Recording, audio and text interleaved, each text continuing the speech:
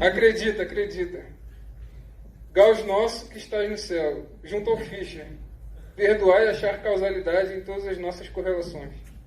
Os box plots nossos de cada dia nos dai hoje e que identifiques outliers para que possamos eliminá-los. Amém.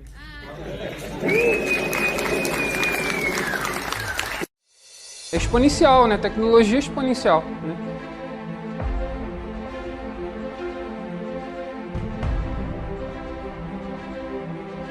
Modelagem estatística, a gente sempre vai errar.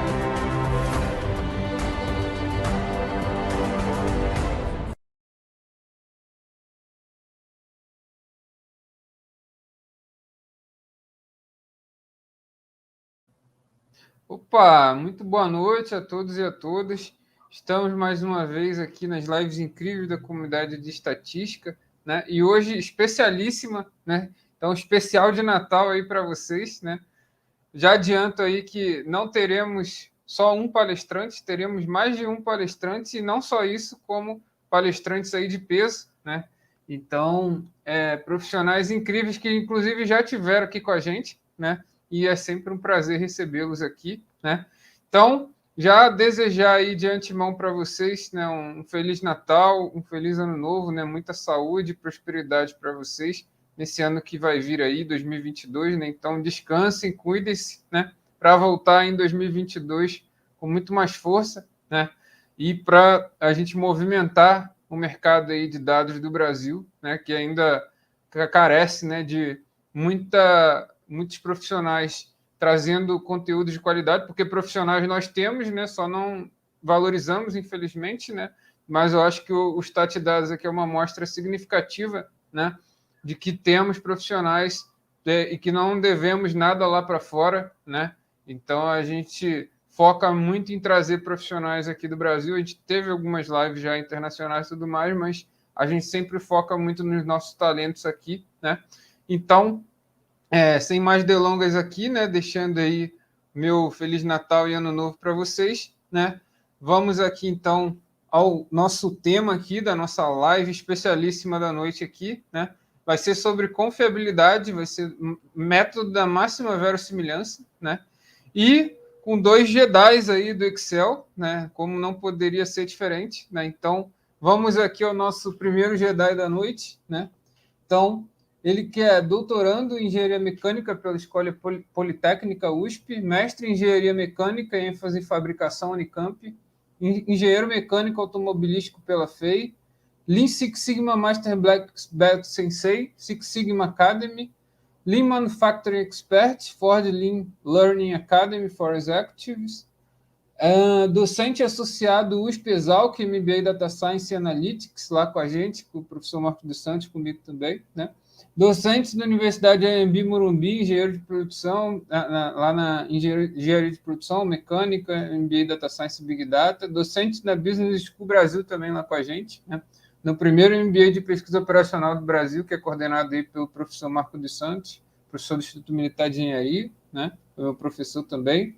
Pesquisador no Instituto Militar de Engenharia, membro da Casa da Pesquisa Operacional, né, com muito orgulho, membro da Operational Research Society, Inglaterra, membro da comunidade StatDados, com muito orgulho também, né, membro do Comitê de Educação e Engenharia da SAI Brasil, CEO da Master Lean Six Sigma Consultoria e Treinamento, executivo com mais de 20 anos de experiência no mercado automotivo, né, grande professor Éder Cassitari, né? Então, vem para cá, mestre. Seja muito bem-vindo aí. Boa noite, mestre Thiago. Boa noite. Maravilha. Esteve aí com a gente recentemente, né? Vamos abrir aí falando Feliz Natal para você. Próspero Ano Novo. Se prepara que tem mais aí no começo do ano. Sensacional. E hoje a gente tem a dupla incrível aí, né? Vai ser o professor Éder falou que vai trazer a planilha aí do mestre Denito, como é que é? Mestre... Não, Dart Benitos Vader. Dart Benitos Vader, né? Então, ó, o professor João Benito, né, entusiasta das melhorias geradas pela produtividade, ele trabalha aí com o Microsoft Excel há 33 anos, né, então praticamente trouxe o Excel aqui para o Brasil, né, sócio fundador da Mondial Informática, empresa especializada em treinamento e desenvolvimento de soluções baseadas no Microsoft 365, realiza consultoria em projetos de produtividade e melhoria de processos.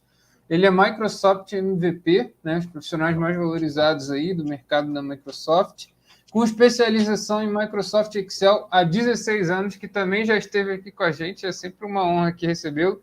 Então vem para cá, professor Benito. Boa noite. Seja muito bem-vindo. Hoje o negócio vai tremer aqui, hein? Boa noite, mestre Éder. Boa noite, mestre Benito. Darth Benito Vader. Eu vim aqui na live para fazer... Eu sei que você veio só para espinafrar, normal. Tá bom. A primeira delas, tu não vai usar nem R nem Python na aula de hoje, né, ô Pentelho? Não sei, tô pensando ainda, cara. Bom, se for usar, você me avisa, porque eu já saio de fininho da sala. Hoje eu arrisco a dizer que o Papai Noel vem de Excel, hein? Olha aí, a mestre Eliane Monsores, boa noite. A nossa aluna da comunidade estatística, Marco Antônio Vieira aí, boa noite. Mestre Wagner também da comunidade, boa noite. E olha aí, mestre Jonathan Henrique, nosso venezuelano aí da comunidade estatística. Estou brincando, ele é colombiano, eu fico usando que ele é venezuelano. Mas, maravilha, então. Então, podem ficar à vontade aí, mestre. Faz aí a mágica de vocês, né? Vamos ver aí o pó do pirim-pim-pim do Excel acontecer aí, na máxima verossimilhança. Então, tá bom. Bom, gente, antes de mais nada, nós vamos estar apresentando para vocês, nós não, né? Nós é força de expressão. Éder Cassetari está apresentando para vocês uma das muitas possibilidades de uso do Excel. Uma ferramenta que está presente nas estações de trabalho de todas as empresas, mas que, inexplicavelmente, é subutilizado ou utilizado de forma inadequada. E agradecemos aí o espaço que o professor Thiago está nos disponibilizando aí no canal do Statidados, para que o professor Éder possa estar mostrando um pouco melhor do que se pode fazer efetivamente, onde a gente consegue chegar nessas atividades aí com o Excel. A bola é tua aí, meu filho, vai lá. Está quicando na tua área. Falar o principal, que ele tem uma grande participação especial hoje, me espinafrando lá, mostrando as coisas do Excel. Mas vamos que vamos. Vamos lá.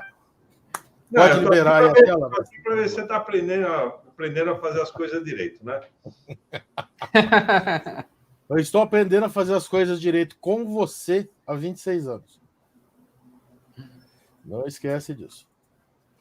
Então vamos lá, pessoal. Então boa noite para todos, pessoal. Então mais uma vez aí, gostaria de aproveitar a oportunidade para desejar para vocês um Feliz Natal, próspero Ano Novo. E pessoal, já vou até perguntar para o mestre Thiago aqui se a gente pode dar um presente de Natal para vocês o ano que vem. Mestre Thiago, a gente pode fazer mais uma certificação White Belt para a galera aí? Opa, com certeza. Então, olha, fica à vontade, então, a casa é sua. Vai ter presente de Natal no ano que vem aí para vocês de novo, galera, para quem não fez. Olha aí. Bom, e fala para o pessoal como é que é essa certificação aí. Fala aí. Então é o seguinte, pessoal. Eu vou falar quando eu estiver apresentando meu currículo. Eu tenho uma consultoria que se chama Master Lean Six Sigma, que é uma consultoria na área de engenharia de produção, especializada na parte de estatística, na parte de Lean Six Sigma e na parte de pesquisa operacional. E eu também dou os treinamentos de White ou Yellow ou Team Member, né? Daí depende de como é que a empresa chama, mas que é o primeiro nível, o segundo nível que é o Green Belt, o terceiro nível que é o Black Belt e o quarto nível que é o Master Black Belt. Então, o que a gente vai fazer com essa metodologia? Essa metodologia tem por objetivo você controlar e tentar diminuir o máximo possível a variabilidade dentro dos seus processos. Ela faz melhoria de processo, assim como o PDCA, assim como a metodologia Lean. Mas quando você está falando de melhorias que estão relacionadas com redução de variabilidade, só Six Sigma que funciona. Porque as outras, PDCA e o Lean, elas têm uma falha, vamos dizer assim, de não ter ferramentas estatísticas. Então é só o Seis Sigma que tem ferramentas estatísticas. Então com o PDCA e com o Lean, você até detecta que tem problemas, tipo, sei lá, quantidade de peças rejeitadas que variam o tempo todo, nível de estoque muito alto, nível de perdas muito alto, só que ela não consegue resolver, porque variabilidade é um problema estatístico que exige uma resposta estatística.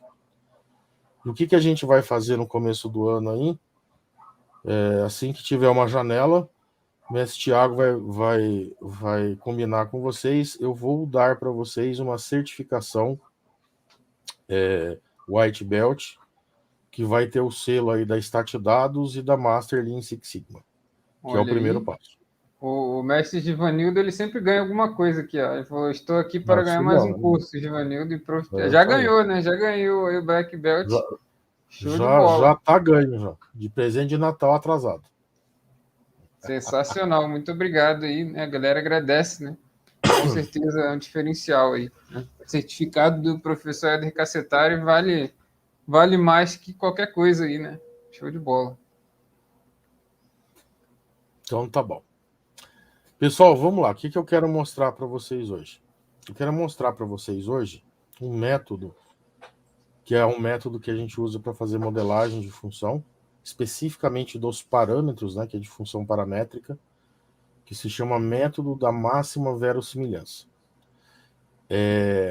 Eu especificamente hoje vou ilustrar a história falando da função de Weibull, que é uma função que está relacionada com engenharia de confiabilidade, que é parte do meu doutorado lá na Poli.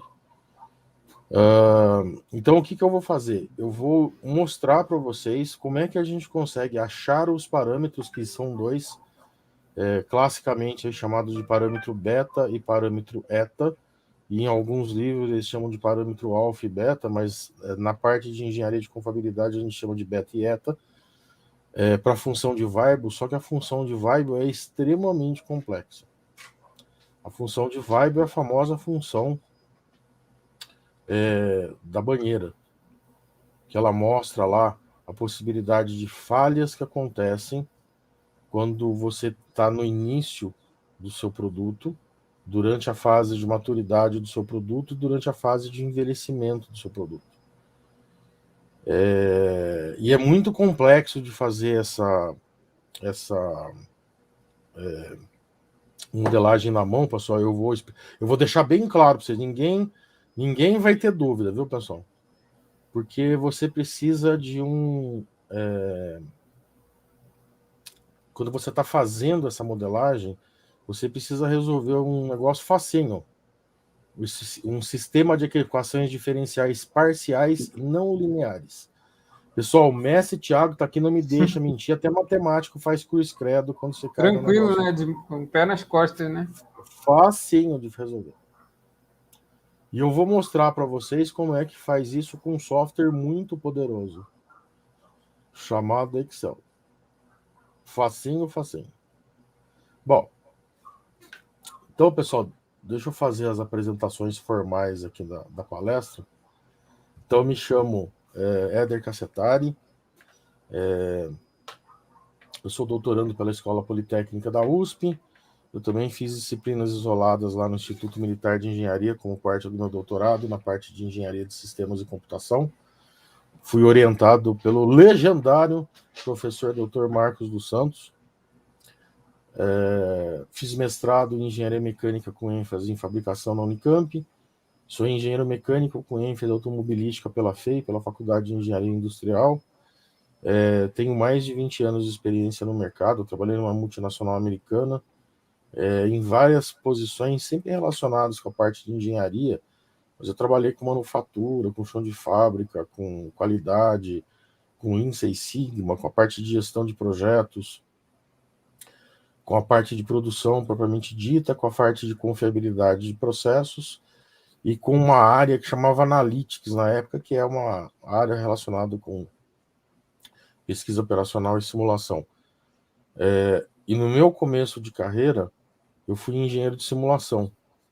E eu já era Master Black Belt na época. Eu fiz os treinamentos na década de 90 com um professor lá da FEI, que tinha uma consultoria chamada QPB, e daí na Ford eu fiz de novo as certificações lá pelo Six Sigma Academy, que era o órgão certificador da Ford lá. Então, e durante o meu andar lá na empresa, eu fiz algumas especializações. Então, a primeira foi me tornar Lean Manufacturing e Office Expert, porque eu fui uma das pessoas que ajudou a fazer a implantação do Lean na empresa no começo do ano 2000. Então, eu fiz alguns cursos pelo Ford Lean Learning Academy for Executives, que é um órgão certificador lá do México, pelo Lean Institute Brasil e pelo Lean Institute Estados Unidos. Daí, na sequência, eu fiz as certificações novamente pelo Six Sigma Academy e eu me tornei Six Sigma Master Black Belt. Daí eu fiz uma especialização para ter certificação de trabalhar com eventos Kaizen. E quando você faz isso, você recebe o título de Sensei. Então eu virei Lean Six Sigma Master Black Belt Sensei.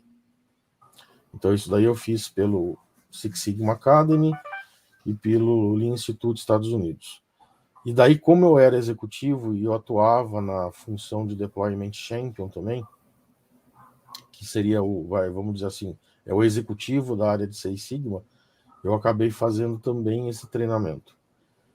Então, ao longo aí da minha carreira, eu tenho mais de 500 projetos, atuando em algo em torno de 20 anos na parte de Six Sigma, tanto na parte de manufatura quanto na parte de serviços. E daí eu fiz consultoria nas áreas mais variadas possíveis, né? Principalmente na área automotiva, mas em autopeça, alimento, banco, hospital, finanças, jurídico, governança corporativa, TI. Eu fiz Six Sigma até numa área que no livro do Rotondaro, que é um dos livros de referência da área de Six Sigma, falou que não dá para fazer, que é na área de jurídico. Eu fiz mais de 20 projetos no jurídico. Eu sou membro do Comitê de Educação da Sociedade dos Engenheiros Automotivos, que agora virou Sociedade dos Engenheiros da Mobilidade, e chairman do Congresso da SAE Brasil. Por que teve essa mudança? Porque agora a gente tem patinete, skate, bicicleta, vassoura de bruxo, então virou Engenheiros da Mobilidade. Eu sou CEO e owner da Master Lean Six Sigma Consultoria e Treinamento, que eu comentei com vocês. Nosso endereço aí é o www.masterlss.com.br. Eu sou membro do grupo CHGAM de líderes para a parte de RCM, né, que é Reliability Centered Maintenance, manutenção centrada em confiabilidade e gestão de ativos, que faz parte do grupo dos professores de pós-graduação da FEI. Eu sou membro da Operational Research Society dos Estados do Reino Unido, como estudante de doutorado. Sou membro da Sociedade Brasileira de Pesquisa Operacional, a SOBRAPO. Faço parte do grupo de pesquisadores em pesquisa operacional do Instituto Militar de Engenharia, CASNAV e Casa da Pesquisa Operacional. Sou membro do grupo MVP Conferência Latam, na parte de Office Applications, aí, fazendo palestras relacionadas com a parte de Excel. Eu não sou MVP, pessoal, mas quando o pessoal do MVP precisa fazer alguma coisa que está relacionada com estatística e pesquisa operacional e precisa de ajuda de um dos universitários, o universitário gordo sou eu. Que mais? Sou membro da Casa da Pesquisa Operacional e palestrante lá também. Sou membro da Statdados e palestrante. Sou avaliador de alguns congressos na área de engenharia de produção, que é o ENEGEP, CIMEP, ITQM, AION, SAE Brasil e Brazilian Journal of Marketing. Sou docente associado na USP, no MBA da USP Exalc de Data Science Analytics. Sou docente na Universidade em Morumbi. Lá eu dou aula para as escolas de engenharia, mecânica, engenharia de produção e para o MBA de Data Science e Big Data. Eu sou professor referência do Núcleo de Estatística e Matemática EAD para as escolas de engenharia e tecnologia como um todo. e eu também sou professor do curso de pós-graduação, que é um MBA em Data Science e Big Data. Sou professor associado da Univesp na área de engenharia de produção, especificamente com gestão de cadeia e suprimentos. Sou docente associado e Master Black Belt Sensei da Faculdade Pitágoras, no MBA de qualidade e certificação Black Belt. E recentemente eu virei professor associado na Business School Brasil, que é esse MBA de pesquisa operacional e tomada de decisão que o professor Thiago Marques comentou.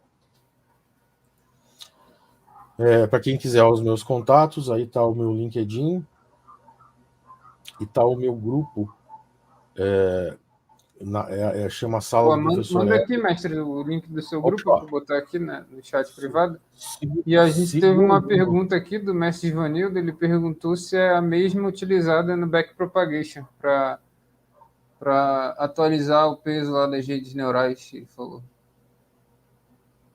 Então, método da máxima verossimilhança dá para usar num monte de coisa, né? Quando você está fazendo a parte de parametrização, o que dá para fazer? Você pode fazer os métodos clássicos, né? Daí que você cai em tranqueiras do tipo sistema de equações diferenciais parciais não lineares, dá para fazer por método gráfico e dá para fazer por método da máxima verossimilhança. Dá. Não tem problema quanto a isso. Deixa eu passar aqui o link do...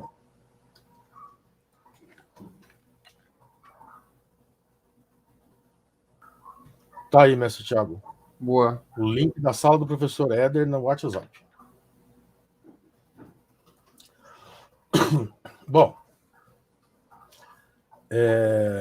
pessoal, só para vocês saberem, essa palestra inteira vai resolver um sistema de equações diferenciais parciais não lineares só com Excel. E como diz o mestre Fábio Baldini, sem VBA para ficar mais elegante.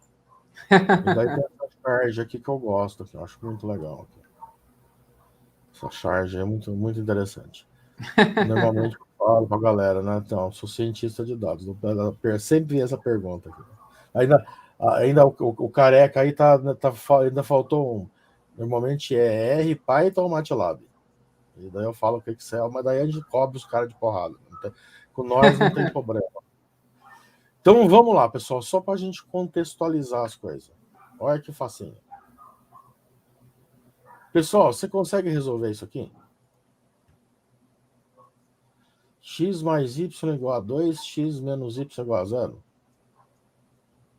Facinho. Soma as e aí, duas galera, aí. consegue? 2x mais 0y igual a 2, x igual a 1, daí você pega esse x igual a 1 aí, coloca em qualquer uma das equações e descobre que o y é igual a 1. Facinho de tudo? Até o Minion aí consegue resolver? Tranquilo? Pessoal, vou complicar só um pouquinho aqui, ó. É só um pouquinho. E essa aqui, ó. Isso aqui, pessoal, é um sistema de equações diferenciais parciais não lineares. Inclusive aqui a gente está usando na verdade não é nem a função da máxima verossimilhança, é o log da função de máxima verossimilhança por causa do problema que é um sistema de equações não lineares, né? Então eles têm membros que não são, que o expoente não é só igual a 1. O que a gente está fazendo aqui? A gente está pegando a função de Weibull, aplicando o método, e daí a gente chega em duas equações diferenciais parciais não lineares para a gente resolver o problema. Uma, que é o parâmetro beta, que é a primeira equação que vocês estão vendo em cima, e a outra que é o parâmetro eta, que é a equação que vocês estão vendo na parte de baixo. E daí, como diz os meus alunos lá, só tomando chá de sapo para resolver isso aí. Mas dá para fazer no Excel aí, fica facinho, pessoal. Fica tranquilo. Eu botei a enquete aqui, 100% falou que sim. Ó. Não sei, deixa eu ver aqui se dá para ver o 83 agora. Então, Não tá tem bom. como saber quantos responderam essa enquete maluca aqui. Só tem a porcentagem mesmo, não tem como ver. Então, pessoal, para a gente resolver 83 vezes 17. É. Ah, Então, 6 para votos. gente, Ah, tá, beleza. Dá para saber. então, para a gente resolver esse problema, né, para a gente ter a solução desse sistema, a gente precisa de um software muito poderoso, ó, que é esse carinha aqui, ó. E para quem não conhece, esse carinha do lado aí é o P0 verde, tá?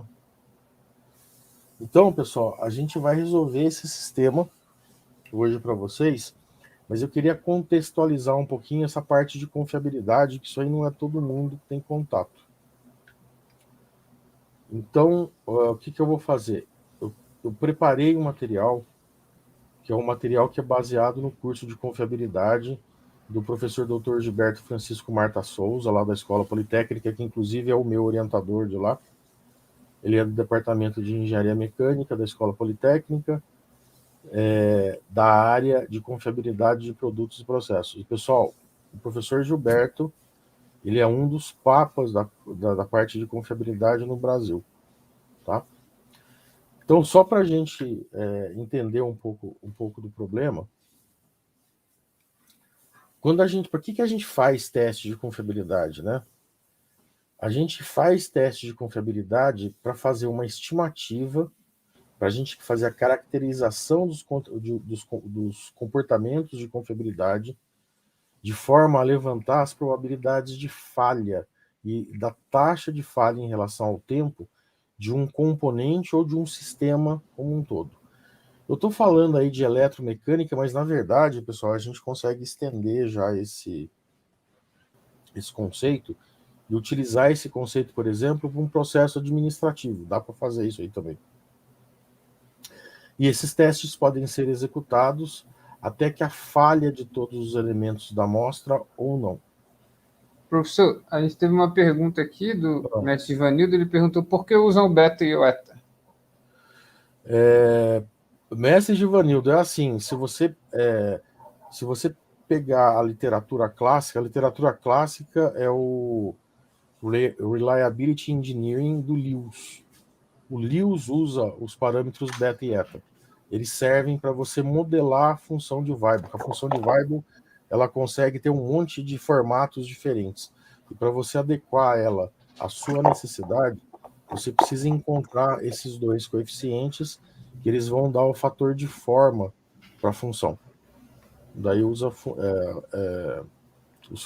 classicamente esses parâmetros são chamados beta e eta. E aliás, aproveitando, né, por que é parâmetro, né?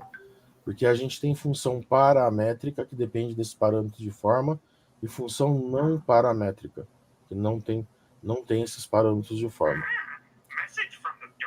E daí o que aliás, respondi a pergunta aí, mestre? Sim ou não? Diga aí, mestre Ivanildo, se você respondeu, se o mestre Éder respondeu essa pergunta. Tem um delayzinho, mas vamos seguindo aí. Inclusive, na hora que o Darth Benitus Vader começar a me espinafrar aqui, eu até pego o livro do Lewis para mostrar para vocês.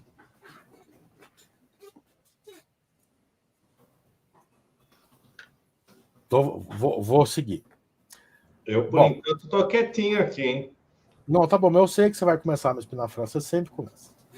Bom, daí, pessoal, basicamente para essa análise dos testes de confiabilidade são de dois tipos. Então, você tem métodos que são paramétricos e métodos que não são paramétricos. Respondeu sim, ele agradeceu aqui. Então, tá bom, maravilha.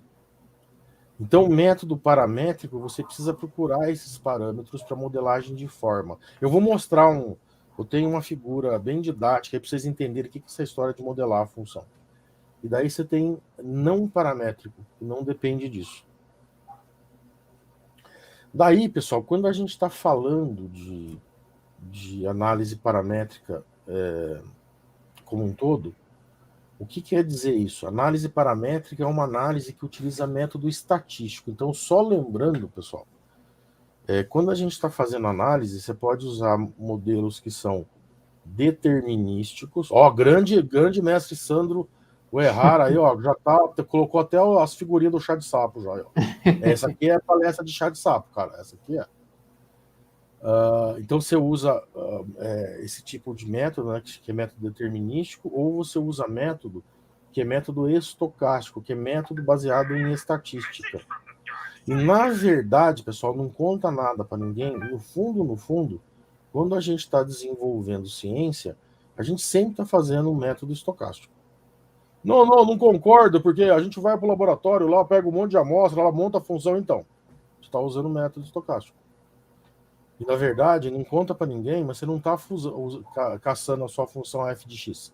Você está fazendo um negócio que, em estatística, a gente chama a função f de x chapéu, que é o estimador da função f de x. Daí, na hora que você acertar a função, você chama de função f de x. Então, no fundo, tudo é método estatístico.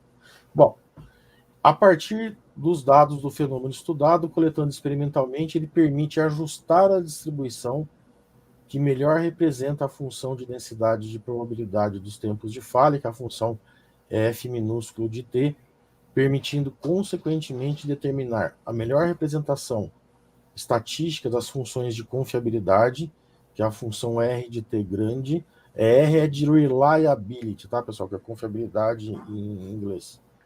E a taxa de falha, que é a função lambda de t. Então, isso daí é quando eu uso parâmetro. Quando eu não uso parâmetro, ela é chamada de análise não paramétrica. Então, a partir também de dados coletados experimentalmente, eu permito estimar as funções setadas, porém sem a utilização de técnica estatística de ajuste de uma função específica. Porque na paramétrica eu estou pegando uma função específica e estou modelando ela, estou entortando, esticando para fazer a modelagem. Ao fenômeno de interesse e a respectiva determinação de seus parâmetros, daí a sua determinação de não paramétrica. Daí uma outra coisa que a gente faz quando a gente está usando confiabilidade, para teste não paramétrico, são os chamados dados coletados agrupados e não agrupados. Então, no caso de dados não agrupados, eles são obtidos a partir de uma amostra, os tempos de falha para cada um de seus componentes. Então, você vai pegar aleatoriamente amostras, e quando essa amostra falha, você coleta o tempo dela. Isso aí é não agrupada, não tem um grupo de amostras. E daí você tem dados agrupados, que você pega um grupo de amostras, e dentro desse grupo de amostras você faz análise de quem que falhou e quem que não falhou. Então, dados agrupados apresentam intervalos de tempo de falha, nos quais são registrados as quantidades respectivas de elementos que falham em cada um desses períodos considerados. Como eu estou considerando os elementos que falham dentro desse grupo, isso daí é dado agrupado. Daí, pessoal, eu não vou ficar me aprofundando demais na parte matemática, senão nós vamos sair daqui meia-noite, entre meia-noite e 1 hora, né? Como sempre, eu termino minhas palestras. Eu vou tentar ser mais breve. Então, o que acontece? A gente usa, pessoal, atente ao detalhe nessas fórmulas, pessoal. Eu estou usando uma função. Pessoal, deixa eu só comentar um negócio com vocês. Ó. Vou até voltar aqui para vocês verem. Ó. A função de densidade de probabilidade, ela chama f de t. Quando o f é grande, ela é a função cumulativa, tá? Que é o que vocês estão vendo aqui, ó. Isso aqui é a estimativa da função cumulativa por um intervalo de tempo i. E o que eu estou fazendo aqui? Eu estou calculando para dados não agrupados, então, eu vou ver o número total de ensaios que eu estou fazendo, né? Lembra que não tem grupo aqui, né? Então eu tenho que ver a quantidade de ensaios que eu estou fazendo. TI é o tempo que eu estou marcando lá onde acontece a falha. O F de T é a função de distribuição acumulada, mas não é a função, é uma estimativa. Então ela é a função F de X de TI, não a função F de TI. E daí a gente calcula para cada tempo T uma estimativa para o valor da distribuição acumulada associada ao instante da falha. que é dado por essa fórmula aqui de baixo. Boa. E essa estimativa, ela dá um ranking para a gente, médio, da função de distribuição acumulada. E atente ao detalhe. Oi. Não, fala o detalhe aí, depois eu faço aqui. Então, e essa estimativa, ela representa um ranking para a gente. E como a gente está fazendo ensaios estatísticos, é um ranking médio, mas é da função de distribuição acumulada, não é da função de densidade de probabilidade. Fala aí, mestre Thiago. O mestre Ivanildo, ele perguntou, teste não paramétricos utiliza para simulação experimental? Será que entendi certo? Mestre, na verdade é assim, ó. Quando a gente está fazendo... quando a gente está fazendo esses testes, todos esses testes são trabalhos experimentais que você está fazendo, na verdade. Tá? E daí o que acontece? Já respondeu aí. E daí a gente consegue fazer estimativa disso daí. Né? Pessoal, lembra de novo, ó, eu vou falar uma frase do grande mestre Thiago. Ó, isso aqui é modelagem estatística. A gente vai acertar sempre? Não vai. Mas a gente tem um certo grau de confiabilidade. Ó, o Marco Antônio está falando assim, a Weibo é linda, muito versátil. Cara, mais versátil que a função de Weibo é a função gama, cara. O mestre Thiago, tem alguma mais versátil que a função gama? A gama não tem como gamar, né? A função gama dá para escrever até o nome da namorada em copper plate antigo, britânico. É surreal o negócio, cara. A gama a gente gama. Literalmente é isso. Uma mestre, até sem entender a função gama, meu Deus do céu. Jesus, Daí, quando eu comecei a estudar pesadamente para ser engenheiro de simulação, um dia um dos meus professores falou, você já está estudando a função gama? Mais ou menos. Falei, não é mais ou menos. Não, cara. Você vai ter que virar doutor na função gama. Bom, é que tem a função e tem a distribuição também, né? A distribuição é mais bonita. Exatamente. Bom, e daí, pessoal, o que acontece? Eu vou calcular, agora eu calculei a função de falha, 1 menos a função de falha. Então, pessoal, lembra disso aí, né? De forma muito simples. Na hora que você soma o certo com o errado, tem que dar o universo, né? A probabilidade do universo é 1. Então, a probabilidade de ter a função de confiabilidade é 1 menos a função de falha. E daí a gente vai pegar aquela funçãozinha que a gente viu no slide anterior e vai colocar isso daí, né? Você vai colocar 1 menos e essa funçãozinha aqui, ó. Na hora que fez ela, você vai chegar nessa função aqui de baixo. E para a função de densidade de probabilidade, emprega-se a seguinte estimativa, que é uma transformação que a gente está fazendo na função de cima. Então, o que eu estou fazendo aqui? Que é a ideia da confiabilidade, né? Eu estou tentando entender a confiabilidade para 2 intervalos de tempo, que são limites, para todos os acontecimentos que estão dentro deles. Então, ele vai de TI a TI mais 1. Daí eu tenho a minha função T lá no meio. Então, eu estou sempre olhando um determinado intervalo. Daí, pessoal, o que acontece? Para dados não agrupados. Então, essa estimativa é feita com base na definição da função f de t. O que você vai fazer?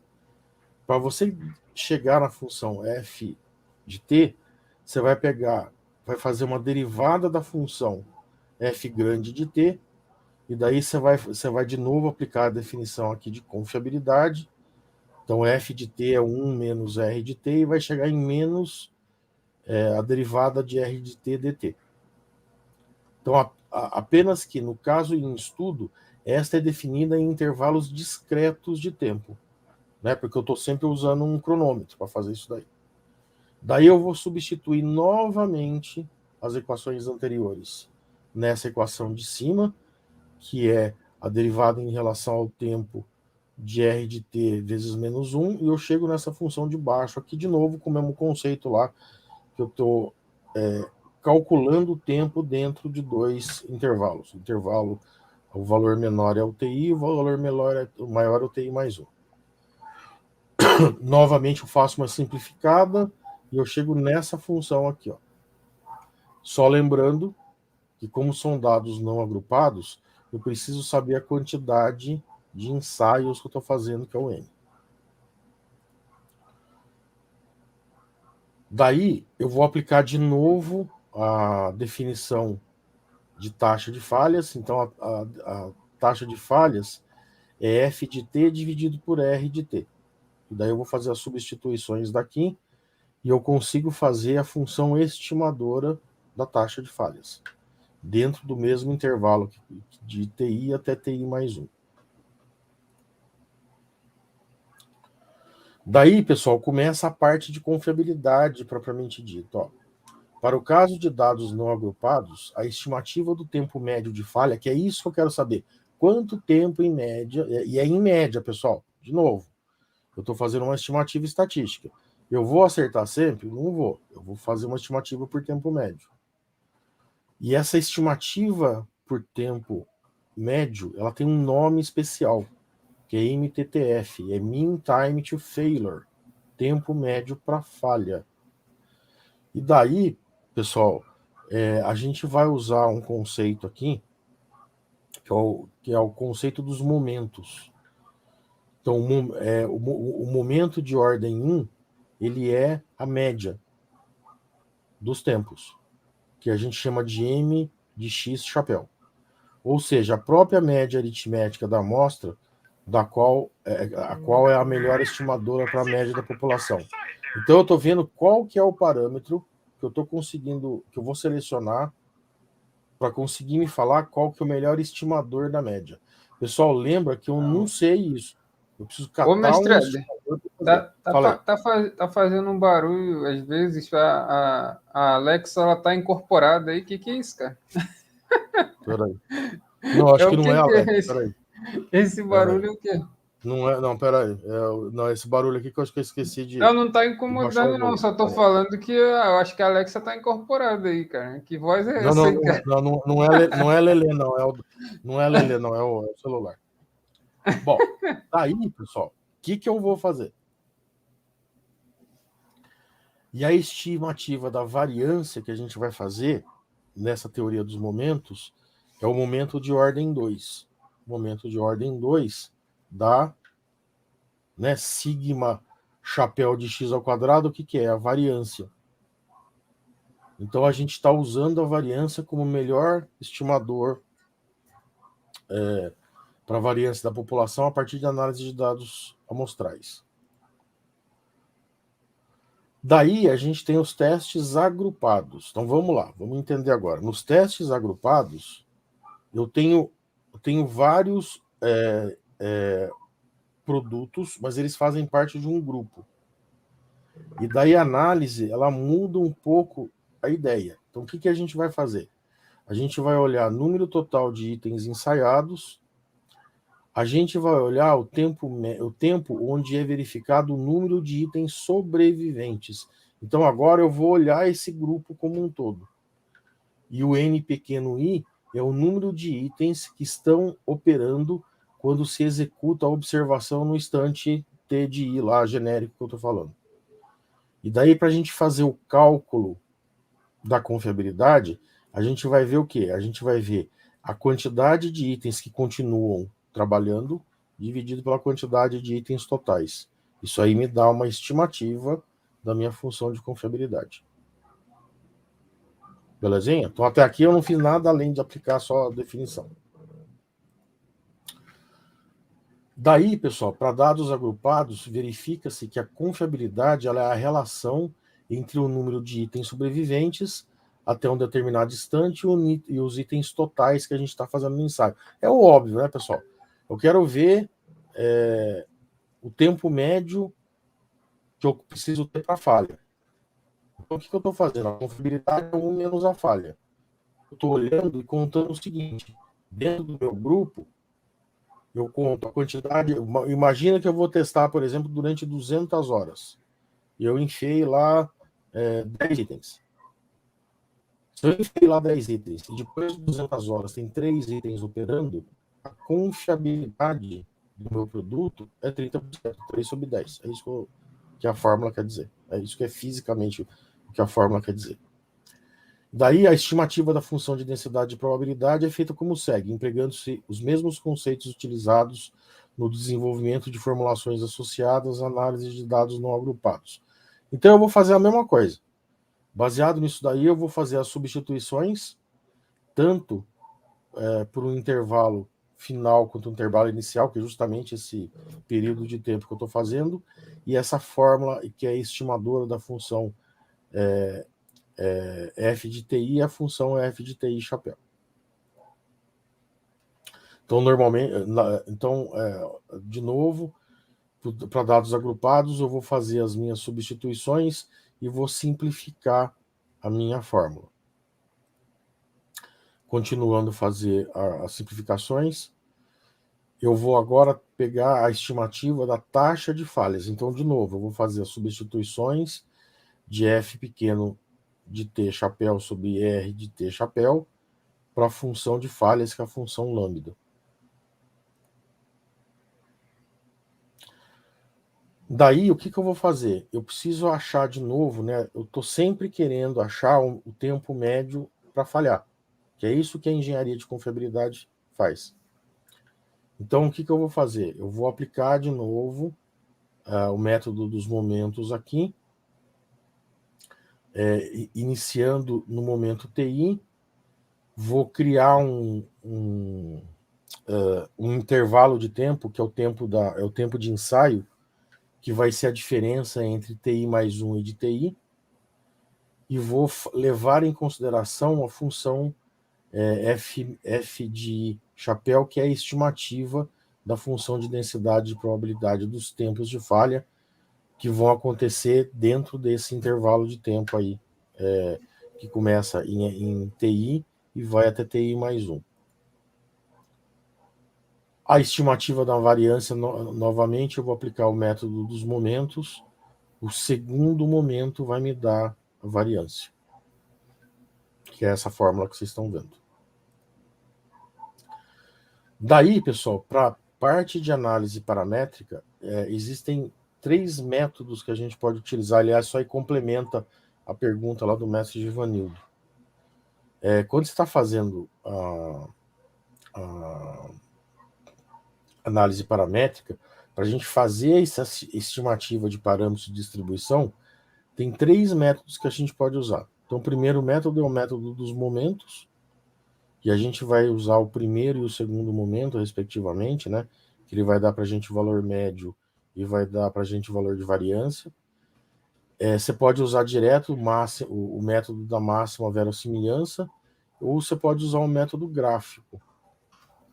Nossa, professor, mas a função de Weibull é tudo torta. Então, mas a gente consegue linearizar ela usando um monte de... Pessoal, vocês conhecem algum operador que faz linearização quando você tem potência?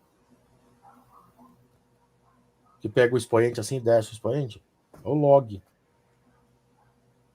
E daí a gente pode usar isso daí para criar papel monolog ou bilog, e a gente consegue fazer um método gráfico.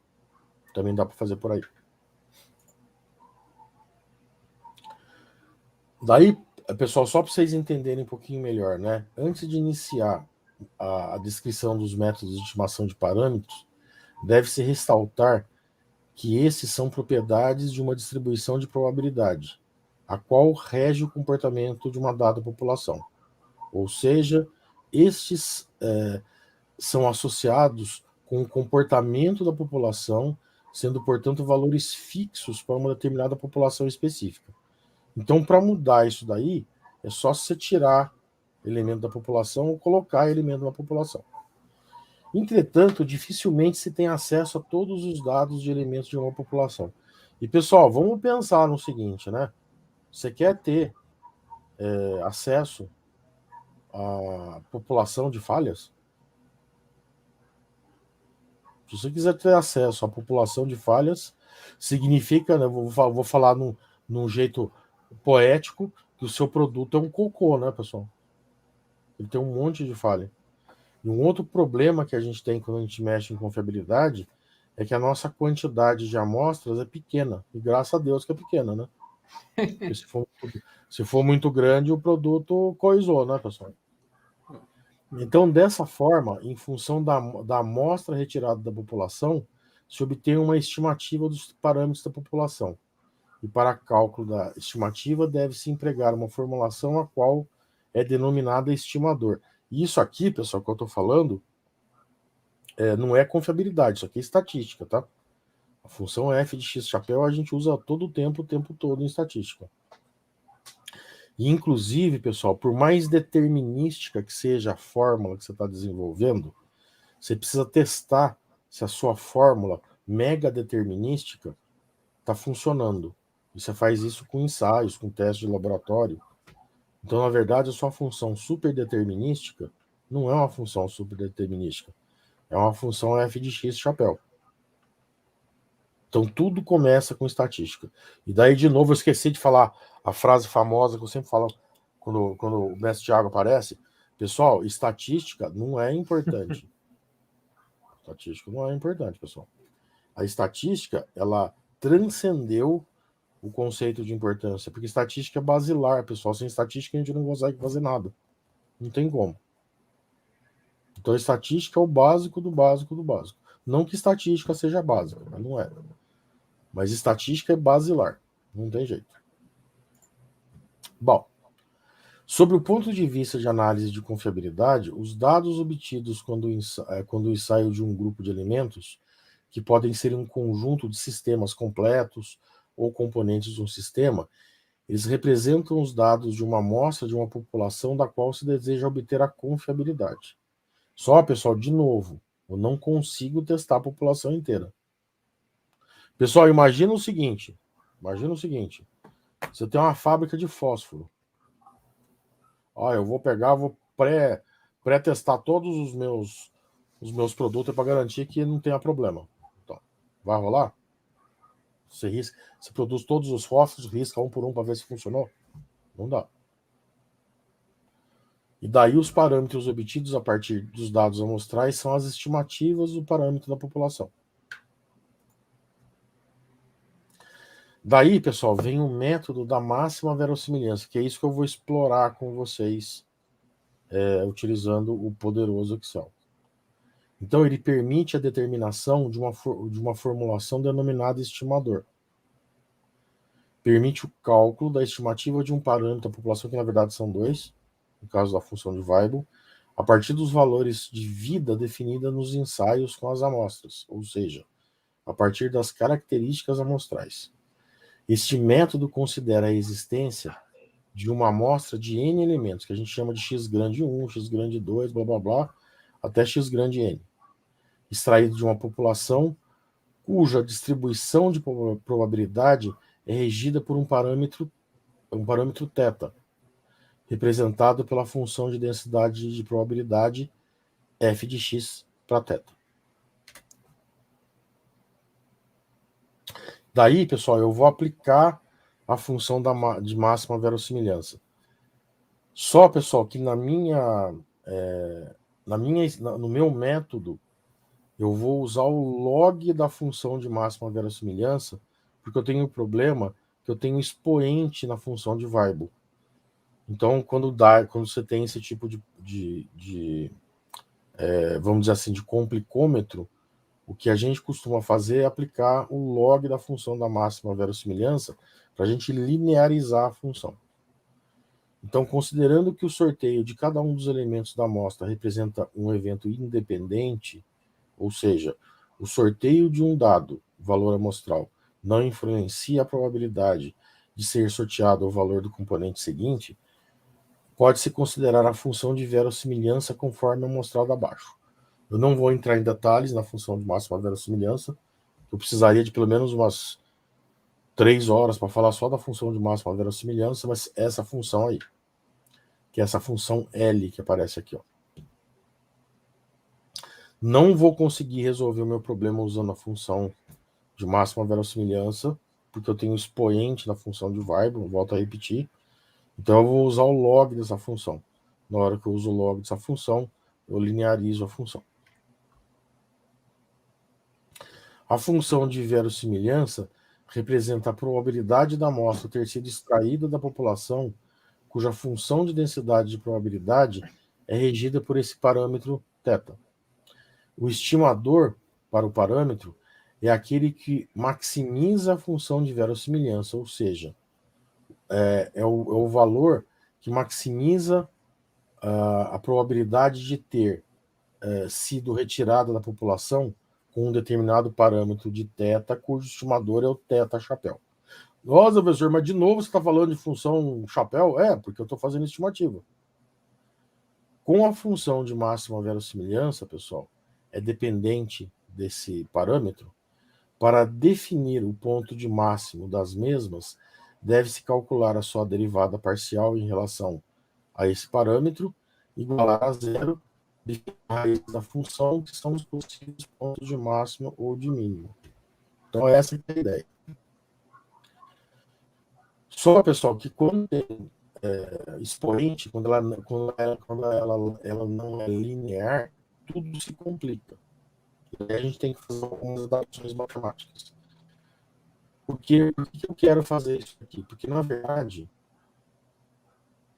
eu preciso chegar numa transformação. Tá dando uma travada, mestre. Opa, o áudio tá dando uma travada?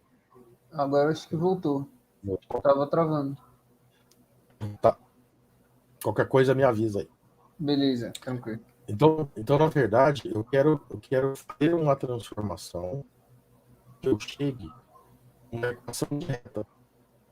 Daí eu coloco lá eu interpolo essa reta aí no meio dos valores e eu consigo estimar os parâmetros através dela. Essa que é a essência do método. Então eu quero chegar numa função do tipo y igual a x mais b.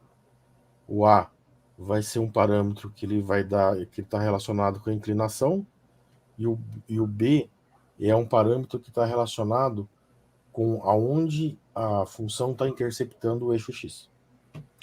O parâmetro y está relacionado com o valor numérico da função de distribuição acumulada, calculado no ponto xi, onde x é um possível valor da variável aleatória x. Já os coeficientes a e b estão relacionados com os parâmetros de distribuição de probabilidade em estudo. Portanto, neste método, é necessária a transformação da função de densidade de probabilidade, permitindo os cálculos dos valores desse x asterisco e y. De posse desses pares, a gente vai aplicar o método dos mínimos quadrados para se determinar os coeficientes a e b e o próprio coeficiente de correlação. Pessoal, o método dos mínimos quadrados é o seguinte, né, de forma muito, muito rápida. Eu tenho um monte... Imagina que eu estou fazendo um gráfico de dispersão e, obviamente, esses pontos no gráfico de dispersão não deram uma reta. Daí eu vou interpolar uma reta. Essa reta interpolada, ela obrigatoriamente passa num determinado ponto, que é a média dos x e a média dos y. Só que o que acontece? Ela não passa por todos os pontos. Pode até passar por alguns, não necessariamente por todos. Daí, a diferença que eu tenho entre o valor real e esse valor estimado, né, essa diferençazinha, é um erro, né? Eu deveria ter dado o valor real, mas deu um valor estimado que é diferente. Essa diferença aí, ela é chamada de erro, que em estatística é muito comum a gente chamar isso daí de resíduo. E daí o que eu vou fazer? Eu vou somar todas essas diferenças e essa soma eu vou chamar de erro. Só que tem um problema quando eu faço isso. Porque quando eu estou fazendo isso daí, quando eu estou subtraindo o valor real do valor estimado, essa diferença pode ser tanto positiva quanto negativa, que depende se o ponto está para cima da reta ou para baixo da reta. Daí o que acontece? Para a gente resolver esse problema, a gente precisaria eliminar o sinal de negativo que aparece. Então, antes que o pessoal fale, não, usa módulo. Então, é que módulo, pessoal, você precisa elevar ao quadrado e extrair a raiz quadrada. Você precisa fazer duas operações. Então, ao invés de fazer duas operações, você faz só uma. Você pega os valores e eleva ao quadrado. E daí, a melhor reta possível que você faz, obviamente, é a reta que tem o menor erro. Por isso que o método chama método dos mínimos quadrados. Daí, seguindo, caso o ajuste da reta seja considerado satisfatório, a partir dos coeficientes A e B, define-se os parâmetros da distribuição de probabilidade que representam o fenômeno em estudo. Daí, pessoal, só para vocês entenderem, dá uma olhada na função de confiabilidade. Olha que facinha. Função de confiabilidade é E elevado a menos x menos x0 dividido por eta, que é um dos fatores, tudo isso aí é elevado a beta. E toda essa parte aí é E elevado a essa parte. Coisou, pessoal, não coisou? Então, eu tenho que transformar isso daí numa equação de reta. Então, como eu tenho expoente duas vezes, eu vou ter que aplicar log duas vezes. E daí eu vou fazer uma gambiarra tecnológica e matemática e criar, e eu vou fazer isso dentro do Excel, um papel bilog. E daí eu vou interpolar uma reta para fazer isso. Então a ideia é a mesma. Então a ideia é chegar num y igual a x mais b, só que o início do problema chega, você pega coisas complicadas desse tipo.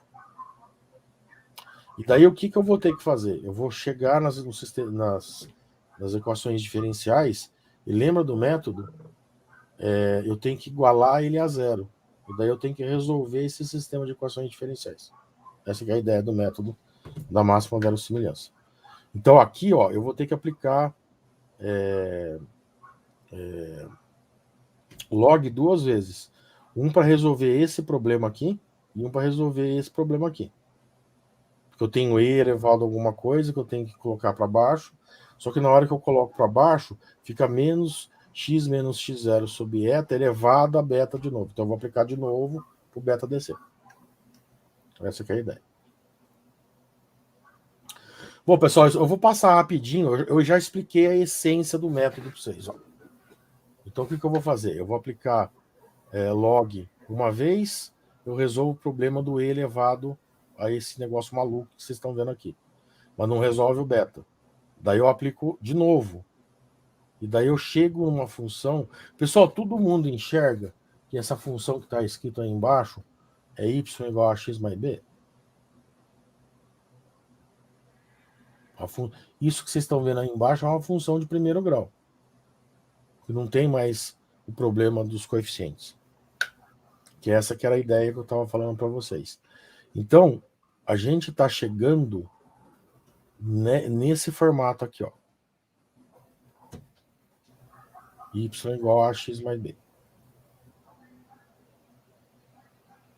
Daí, aplicando o método da máxima verossimilhança, a gente chega nesse carinha aqui, ó. E, pessoal, atente ao detalhe, tá? É log da função de máxima verossimilhança por causa dos problemas que eu expliquei isso para vocês. Só, pessoal, que tem dois problemas, né? Um problema que é esse carinha aqui, ó, chamado beta, e esse outro problema aqui, que é o carinha chamado eta. Então, o que eu vou ter que fazer? Não é uma equação, né? São duas. Eu vou... Então, lembra que ele falou lá que eu vou pegar a equação, vou calcular a derivada e vou igualar a zero? Tá, mas eu derivo em relação a quê?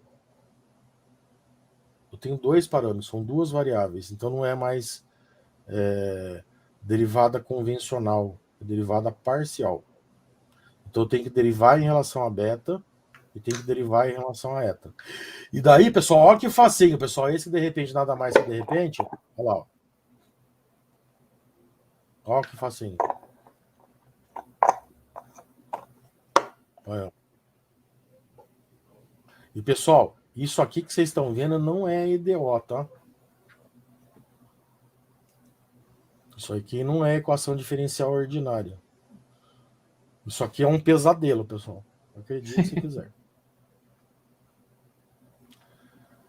E daí eu até escrevi em vermelho aqui, coloquei dois astronautas dançando aqui, ó. Resolvendo esse sistema de equações diferenciais parciais não lineares, chegamos aos valores de beta e eta facinho. Ó. que é o sistema de equações diferenciais que eu mostrei para vocês lá no início. Pura poesia. Aí, ó. Então, o mestre Thiago ia falar isso, ó, o mestre Thiago até se adiantou. Pessoal, isso aqui é poesia, pessoal. Você vai demorar vai ficar uns 3 dias sem dormir na poesia, mas é poesia. E, pessoal, lembra que eu falei para vocês da história da parametrização? Que você modela a função? Pessoal, quantas funções nós temos aqui?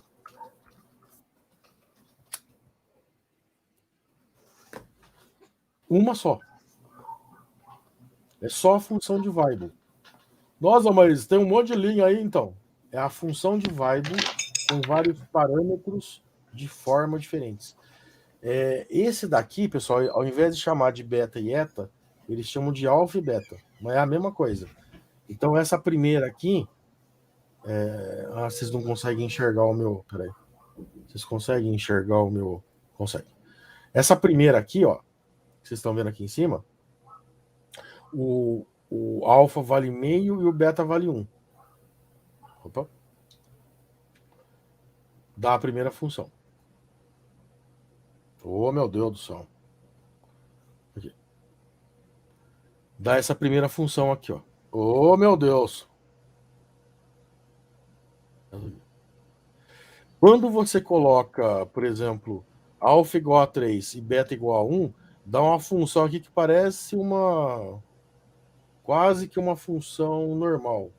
Se você coloca alfa igual a 3 e beta igual a 2, ela fica mais parecida. E assim sucessivamente. Então eu consigo dar formatos para a função diferentes. Olha. Isso aí que é a modelagem da função. Essa que é a ideia. E daí, pessoal, qual que é o valor de beta e eta, ou o valor de alfa e beta, que resolve seu problema? É isso que nós vamos ver. E daí, pessoal, o que acontece? Precisa ser Jedi para resolver esse problema aí, pessoal? Ó, esse cara vestido aí de Darth Vader é o Benito, tá? Por isso que é Darth Benitus Vader, tá? Que eu não minto, pessoal. Eu mato a cobra e mostro o pau, tá? E daí esse Jedi 2 metros de altura aí é o Mestre Baldini, tá?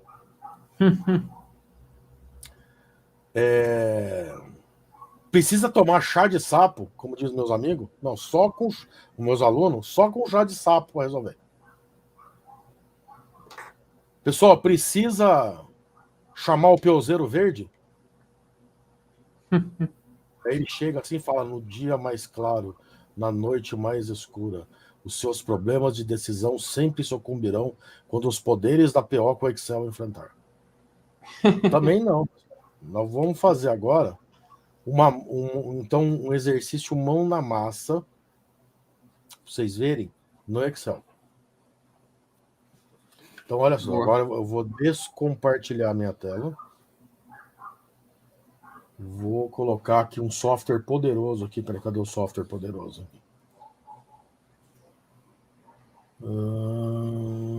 Esse aqui.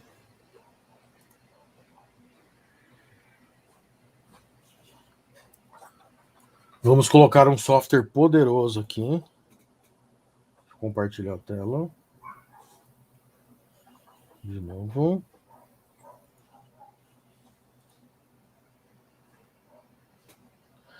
Daí, pessoal, eu vou até fazer uma... Vou dar uma palhinha de 2 metros para você ao invés de 1.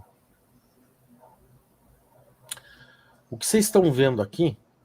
aliás, espera aí, pessoal, deixa eu fazer um outro negócio. Peraí, deixa eu ver se eu melhoro isso aqui. Que eu acho que assim vai ficar mais legal para vocês verem. Cadê você?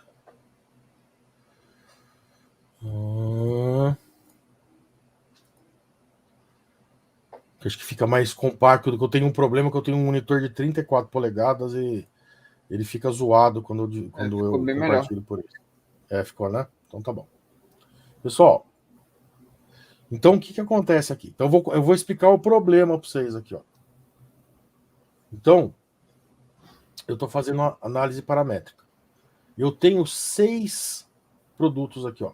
Então, produto 1, produto 2, produto 3, produto 4, produto 5, produto 6. Para os intervalos de tempo 16, o 1 falhou, o 2 falhou no instante 34, o 3 falhou no instante 53, o 4 no 75, o 5 no 93 e no sexto no 120. Então, pessoal, o que eu quero fazer? Ó, eu quero resolver esse sistema aqui, ó. É esse sistema que eu quero resolver. Que é a aplicação lá do sistema de equações diferenciais parciais não lineares. Então, o que eu preciso fazer? Eu preciso entender o conceito de que é derivada. Entender o conceito do que são as somatórias. Bom, eu estou falando que a derivada parcial em relação a beta né, o 6 está vindo aqui dos seis testes, né?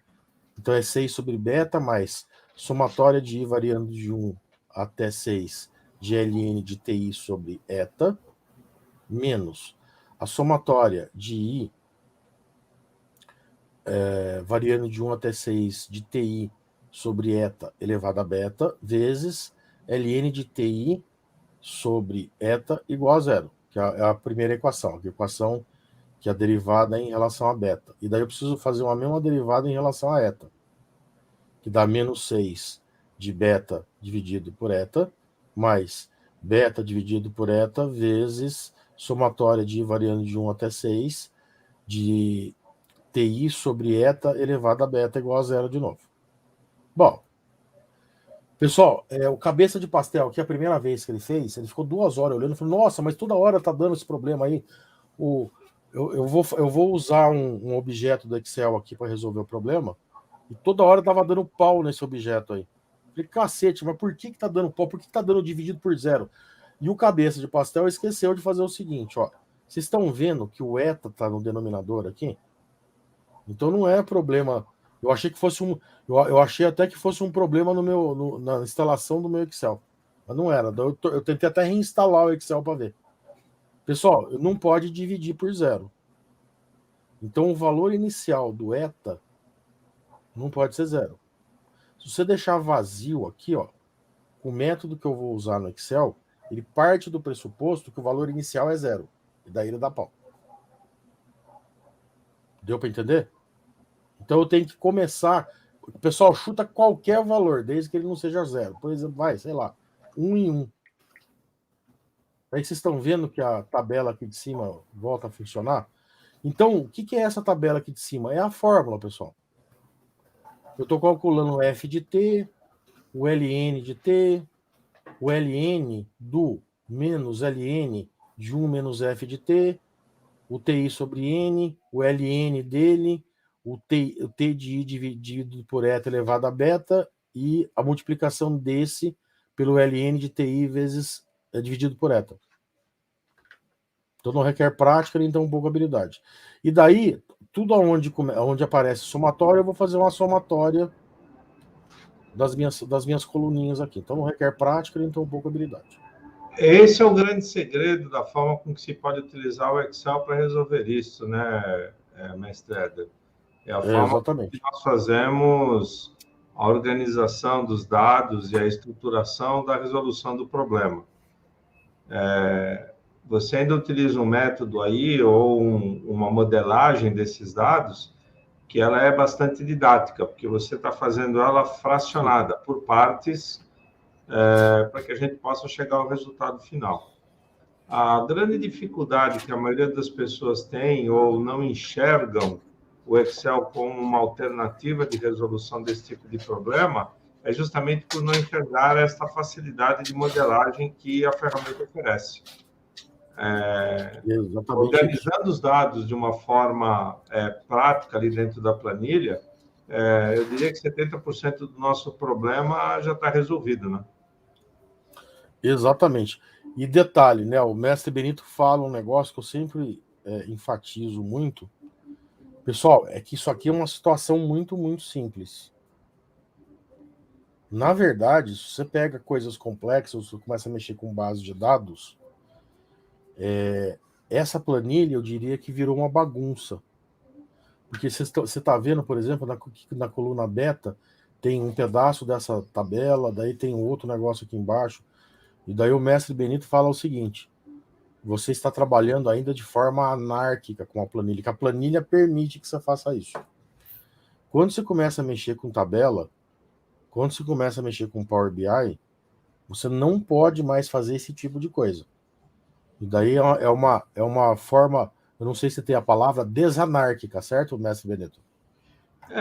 Desanárquica não, mas é uma forma mais organizada para que a gente possa estar realizando esse tipo de trabalho, né, Éder? E, pessoal, por isso que dá uma diferença absurda de velocidade. Que é só fazendo um complemento, que é o que você fez ontem na apresentação do jornaleiro, né? Foi ontem o jornaleiro, né? Não, foi anteontem, exatamente. Foi terça-feira. Exatamente isso. Bom, pessoal, feito isso daí, pessoal, ó, o que eu fiz? Eu escrevi a equação beta, essa daqui, ó, aqui. Pessoal, inclusive, ó, eu estou usando uma função aqui, eu até já mostrei essa função na terça-feira. Mestre, a função fórmula texto. A gente teve uma pergunta aqui do mestre Vanildo, ele perguntou por que T está em 1634. Em 16, 34, 53 foram os instantes de falha do grupo. O primeiro elemento que falhou foi no instante 16, o segundo foi no 34, é dados experimentais. Lembra que eu faço os ensaios ou cato as informações dos dados para fazer a modelagem? Eu estou fazendo isso daí. Ele fala aqui para mim, ó, em um ensaio foram definidos os seguintes tempos até a falha: 16, 34, 53, 75, 93 e 120, que são as 6 falhas que aconteceram. Então, isso aqui são os dados experimentais. Respondi? Beleza? Então, tá bom. Daí, pessoal, eu estou usando essa fórmula, que é a fórmula texto. Pessoal, é assim, como eu uso muito Excel nas minhas aulas, seja de Data Science, engenharia de produção, engenharia mecânica, Six Sigma e companhia, eu uso muito essa fórmula por uma questão didática, para vocês verem qual que é a fórmula que eu estou utilizando. Mas isso aqui, normalmente, agora o mestre Benito pode falar com mais substância do que eu, a gente usa para fazer auditoria de planilha. Pessoal, sabe aquela planilha que veio de 10 caras e chegou em você e você tem que resolver o problema? Então, isso aqui ajuda pra cacete. Sem contar no menu de fórmula. Você quer falar do menu de fórmula para nós, ô mestre Benito? Não, é só clicar nele ali, bate na guia fórmula, e lá você pode pedir que ele converta a apresentação das informações que você tem aí, ao invés de mostrar o resultado, ele te mostra como fórmula, né? Ali no grupo, isso, aí mesmo. Você clica ali, ele converte. Ao invés de ele mostrar para você a planilha com os resultados, ele te apresenta as fórmulas. Ali é muito mais fácil de você procurar localização de eventuais problemas. Você vai debater se a fórmula está igual para todos os lugares em que você deseja, se ela está com os parâmetros corretos. E tem uma outra coisa muito prática também, devolve lá para resultado, Éder. Uma outra coisa que eu gosto de usar muito é a questão do rastrear precedentes e dependentes. Olha, por exemplo, nessa célula que você colocou aqui, Éder, o beta, você fez o indicativo dele de 1. Aí eu quero saber quais são as fórmulas ou quais são as células que dependem desta variação. Então, é só você sair rastreando, clicando ali, as células dependentes dele, ou as células que alteram esse resultado, são as células precedentes, você consegue rastrear e localizar todas as suas informações.